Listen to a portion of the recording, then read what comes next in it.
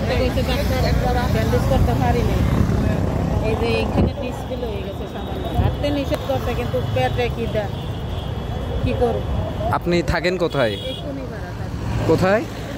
কুনিপাড়া। ওইটা কি বাড্ডাতে পড়ছে না হাতের জিলে পড়ছে? এইটা না, হাতের জিনিস।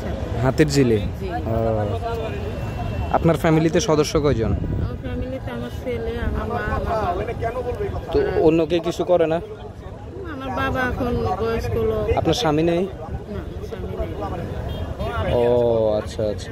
তো এমনিতে কতক্ষণ পানি বিক্রি করেন আপনি?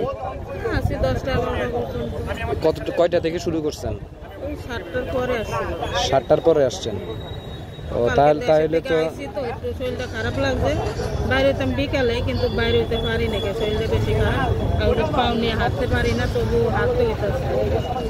বুঝতে পারছি। তাইলে তো ফ্যামিলি চলতে অনেক কষ্ট হয়ে যায় আপনার।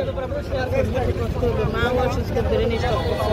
ব্রেন স্ট্রোক করছে? পরে আল্লাহ বাঁচাই রাখছে। কিছু টাকা গোছাইছিলাম ঘর দুয়ার ঠিক করবো, পরে আর ঘর দিতে পারিনি। যে ঘর দুয়ার পরেও দিতে পারবো, আগে মা বেঁচে থাকলে সব কিছু। আমার বাবারও একটু মাজায় সমস্যা, কাজটা কম করতে পারে। আপনার ছেলে কি পড়াশোনা করে? এবার বিয়ে পরীক্ষা দেবে। বিয়ে পরীক্ষা দিবে? 4 বছর গ্যাপ দিয়েছিলাম। পয়সা আর্থিক ওই যে মা এদের নিষ্ঠা করলো, আর্থিক অবস্থা থেকে একটু খারাপ ছিল। আপনার বাবার নাম কি? আমার বাবার নাম আলতাফ। আর মায়ের নাম?